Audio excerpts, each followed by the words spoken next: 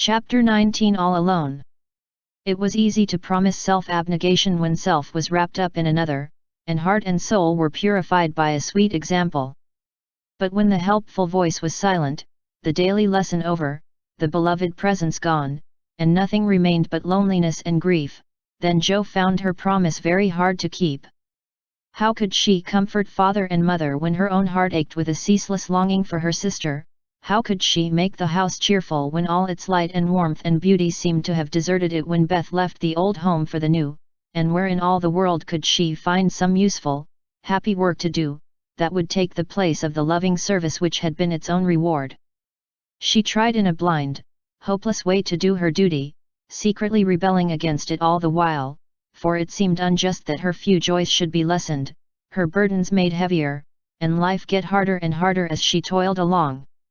Some people seemed to get all sunshine, and some all shadow.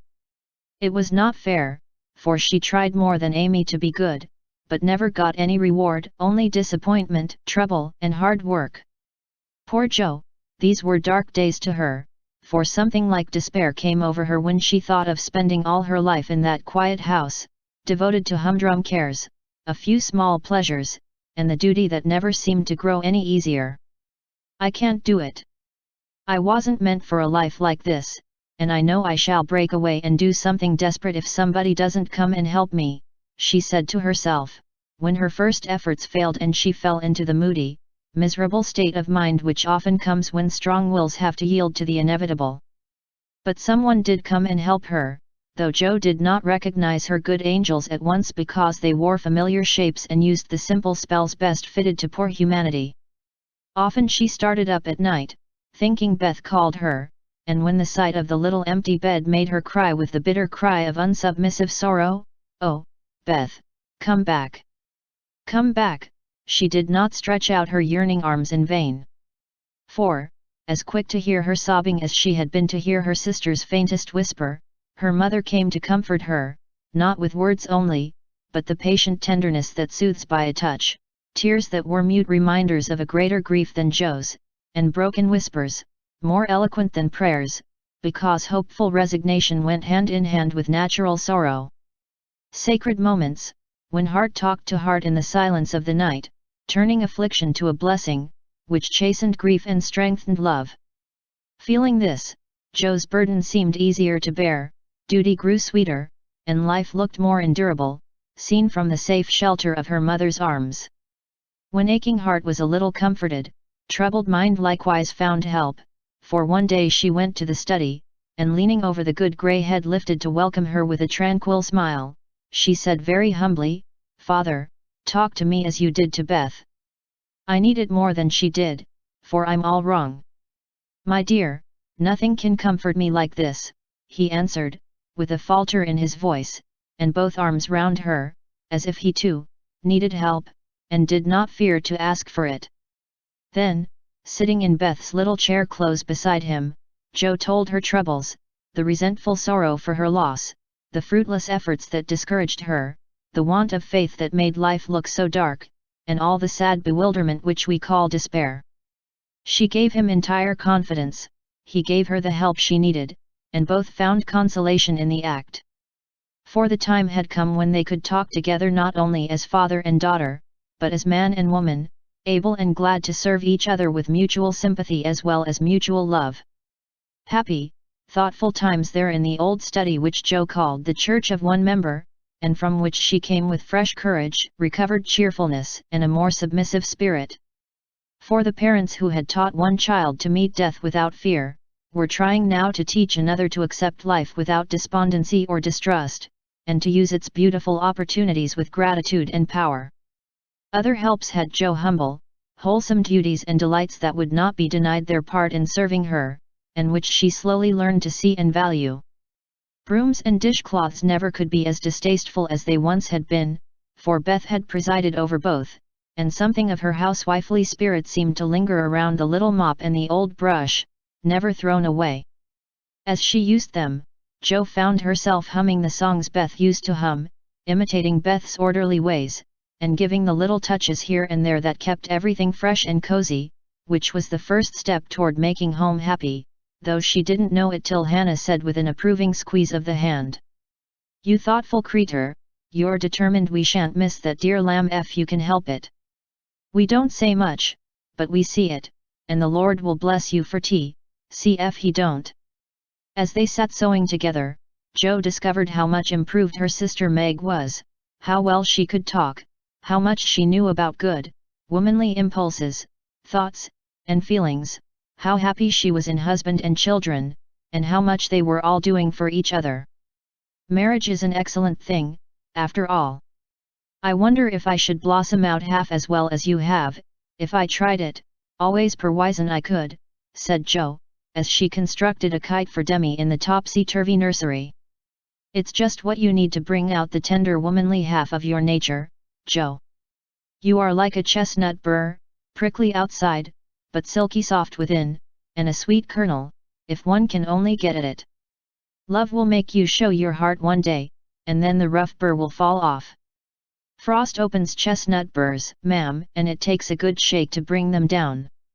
Boys go nutting, and I don't care to be bagged by them, returned Jo, pasting away at the kite which no wind that blows would ever carry up, for Daisy had tied herself on as a bob.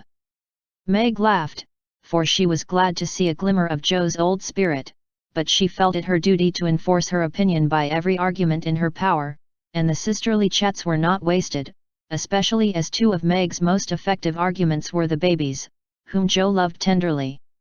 Grief is the best opener of some hearts, and Jo's was nearly ready for the bag. A little more sunshine to ripen the nut, then, not a boy's impatient shake, but a man's hand reached up to pick it gently from the burr, and find the kernel sound and sweet. If she suspected this, she would have shut up tight, and been more prickly than ever. Fortunately she wasn't thinking about herself, so when the time came, down she dropped. Now, if she had been the heroine of a moral storybook, she ought at this period of her life to have become quite saintly, renounced the world, and gone about doing good in a mortified bonnet, with tracts in her pocket. But, you see, Jo wasn't a heroine, she was only a struggling human girl like hundreds of others, and she just acted out her nature, being sad, cross, listless, or energetic, as the mood suggested.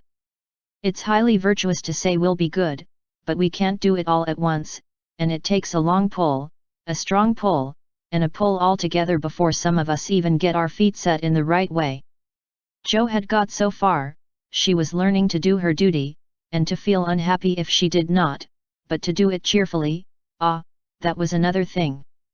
She had often said she wanted to do something splendid, no matter how hard, and now she had her wish, for what could be more beautiful than to devote her life to father and mother, trying to make home as happy to them as they had to her?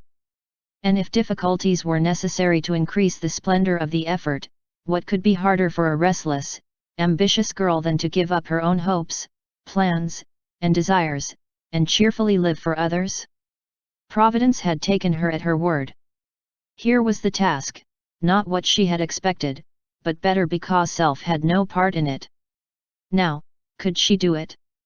She decided that she would try, and in her first attempt she found the helps I have suggested. Still another was given her, and she took it, not as a reward, but as a comfort, as Christian took the refreshment afforded by the little arbor where he rested, as he climbed the hill called Difficulty. "Why don't you write? That always used to make you happy," said her mother once, when the desponding fit overshadowed Jo.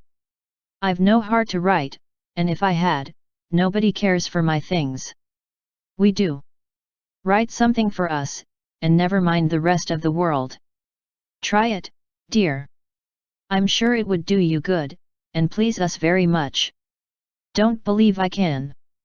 But Jo got out her desk and began to overhaul her half-finished manuscripts. An hour afterward her mother peeped in and there she was, scratching away, with her black pinafore on, and an absorbed expression, which caused Mrs. March to smile and slip away, well pleased with the success of her suggestion. Jo never knew how it happened, but something got into that story that went straight to the hearts of those who read it, for when her family had laughed and cried over it, her father sent it, much against her will, to one of the popular magazines, and to her utter surprise, it was not only paid for, but others requested. Letters from several persons, whose praise was honor, followed the appearance of the little story, newspapers copied it, and strangers as well as friends admired it. For a small thing it was a great success, and Jo was more astonished than when her novel was commended and condemned all at once. "I don't understand it. What can there be in a simple little story like that to make people praise it so?" she said, quite bewildered. "There is truth in it, Jo, that's the secret. Humor and pathos make it alive, and you have found your style at last. You wrote with no thoughts of fame and money, and put your heart into it, my daughter. You have had the bitter, now comes the sweet. Do your best, and grow as happy as we are in your success. If there is anything good or true in what I write, it isn't mine. I owe it all to you and Mother and Beth," said Jo, more touched by her father's words than by any amount of praise from the world. So taught by love and sorrow, Jo wrote her little stories, and sent them away to make friends for themselves and her, finding it a very charitable world to such humble wanderers, for they were kindly welcomed, and sent home comfortable tokens to their mother, like dutiful children whom good fortune overtakes. When Amy and Laurie wrote of their engagement, Mrs. March feared that Jo would find it difficult to rejoice over it, but her fears were soon set at rest, for though Jo looked grave at first, she took it very quietly, and was full of hopes and plans for the children before she read the letter twice. It was a sort of written duet, wherein each glorified the other in lover-like fashion, very pleasant to read and satisfactory to think of, for no one had any objection to make. "You like it, Mother," said Jo, as they laid down the closely written sheets and looked at one another. "Yes, I hoped it would be so, ever since Amy wrote that she had refused Fred. I felt sure then that something better than what you call the mercenary spirit had come over her, and a hint here and there in her letters made me suspect that Love and Laurie would win the day. How sharp you are, Marmee, and how silent. You never said a word to me. Mothers have need of sharp eyes and discreet tongues when they have girls to manage. I was half afraid to put the idea into your head, lest you should write and congratulate them before the thing was settled. I'm not the scatterbrain I was. You may trust me. I'm sober and sensible enough for anyone's confidant now. So you are, my dear, and I should have made you mine, only I fancied it might pain you to learn that your Teddy loved someone else. Now, Mother, did you really think I could be so silly and selfish, after I'd refused his love, when it was freshest, if not best? I knew you were sincere then, Jo, but lately I have thought that if he came back, and asked again, you might perhaps feel like giving another answer. Forgive me, dear, I can't help seeing that you are very lonely, and sometimes there is a hungry look in your eyes that goes to my heart. So I fancied that your boy might fill the empty place if he tried now. No, Mother, it is better as it is, and I'm glad Amy has learned to love him. But you are right in one thing. I am lonely, and perhaps if Teddy had tried again, I might have said yes, not because I love him any more, but because I care more to be loved than when he went away. I'm glad of that, Jo, for it shows that you are getting on. There are plenty to love you, so try to be satisfied with father and mother, sisters and brothers, friends and babies, till the best lover of all comes to give you your reward. Mothers are the best lovers in the world, but I don't mind whispering to Marmee that I'd like to try all kinds. It's very curious, but the more I try to satisfy myself with all sorts of natural affections, the more I seem to want. I'd no idea hearts could take in so many. Mine is so elastic, it never seems full now, and I used to be quite contented with my family. I don't understand it. I do, and Mrs. March smiled her wise smile, as Jo turned back the leaves to read what Amy said of Laurie. It is so beautiful to be loved as Laurie loves me. He isn't sentimental, doesn't say much about it, but I see and feel it in all he says and does, and it makes me so happy and so humble that I don't seem to be the same girl I was. I never knew how good and generous and tender he was till now, for he lets me read his heart, and I find it full of noble impulses and hopes and purposes, and am so proud to know it's mine. He says he feels as if he could make a prosperous voyage now with me aboard as mate, and lots of love for ballast. I pray he may, and try to be all he believes me, for I love my gallant captain with all my heart and soul and might, and never will desert him, while God lets us be together. Oh, mother, I never knew how much like heaven this world could be, when two people love and live for one another. And that's our cool, reserved, and worldly Amy. Truly, love does work miracles. How very, very happy they must be, and Joe laid the rustling sheets together with a careful hand, as one might shut the covers of a lovely romance, which holds the reader fast till the end comes, and he finds himself alone in the workaday world again. By and by Joe roamed away upstairs, for it was rainy, and she could not walk. A restless spirit possessed her, and the old feeling came again, not bitter as it once was, but a sorrowfully patient wonder why one sister should have all she asked, the other nothing. It was not true, she knew that and tried to put it away, but the natural craving for affection was strong, and Amy's happiness woke the hungry longing for someone to love with heart and soul, and cling to while God let them be together. Up in the garret, where Joe's unquiet wanderings ended, stood 4 little wooden chests in a row, each marked with its owner's name, and each filled with relics of the childhood and girlhood ended now for all. Joe glanced into them, and when she came to her own, leaned her chin on the edge, and stared absently at the chaotic collection, till a bundle of old exercise books caught her eye. She drew them out, turned them over, and relived that pleasant winter at kind Mrs. Kirk's. She had smiled at first, then she looked thoughtful, next sad, and when she came to a little message written in the professor's hand, her lips began to tremble, the book slid out of her lap, and she sat looking at the friendly words, as they took a new meaning, and touched a tender spot in her heart.